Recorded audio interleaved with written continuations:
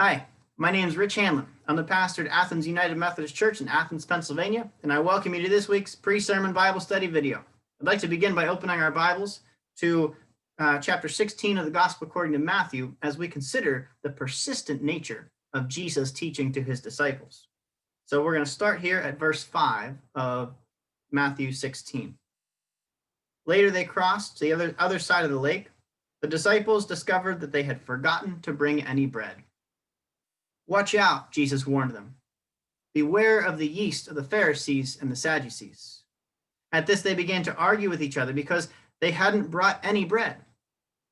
Jesus knew what they were saying, so he said, "You have so little faith. Why are you arguing with each other about having no bread? Don't you understand even yet? Don't you remember the 5,000 I fed with 5 loaves and the baskets of leftovers that you picked up? Or the 4,000 I fed with 7 loaves and the large baskets of leftovers that you picked up? Why can't you understand that I'm not talking about bread?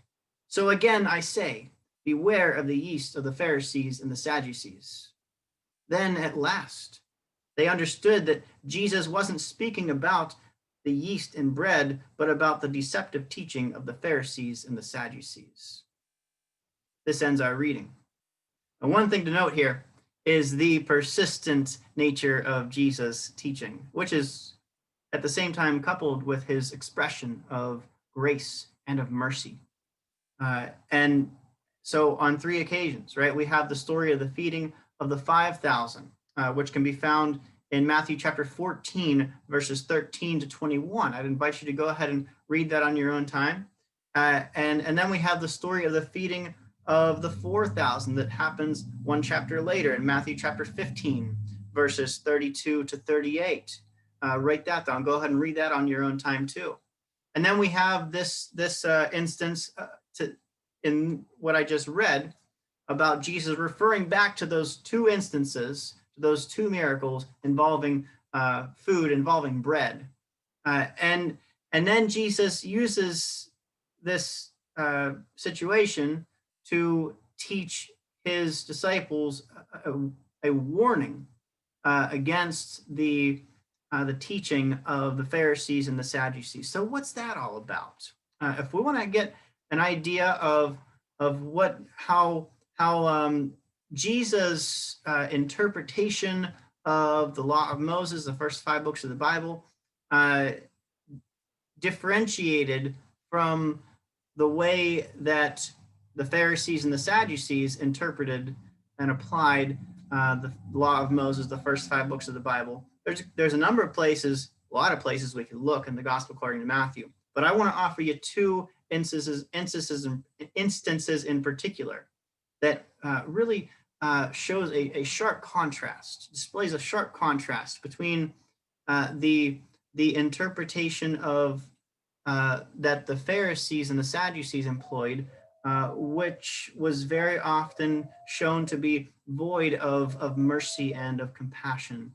And right away, it's easy to see a difference between how Jesus interpreted and applied the law of Moses and how the Pharisees and the Sadducees did.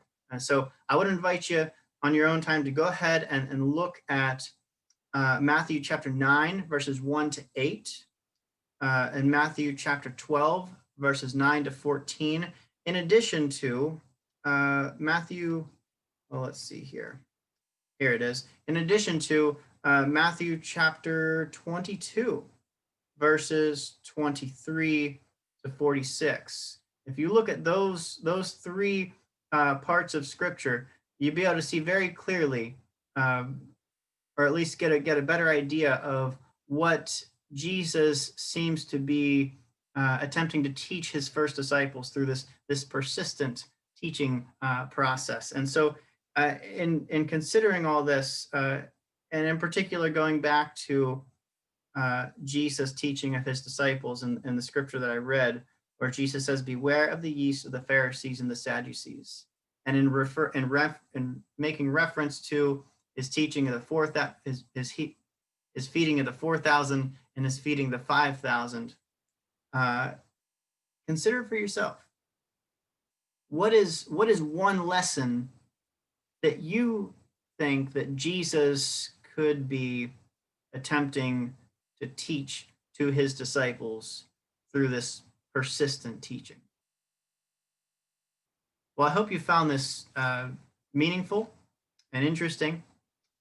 And I thank you for joining me for this pre-sermon Bible study video. Of course, it is the pre-sermon Bible study video for the sermon that will be coming up on Sunday at 10 o'clock a.m. We will be gathering in limited numbers in the church building of Athens United Methodist Church. We will be offering a Facebook live stream experience. So if you'd like to participate in the Facebook live stream experience, 10 o'clock a.m. on Sunday morning, go to Athens United Methodist Church's Facebook page and click the link. And I would be very happy to have you joining us for our Sunday worship experience. Well, thanks for joining me, and I will see you again next time.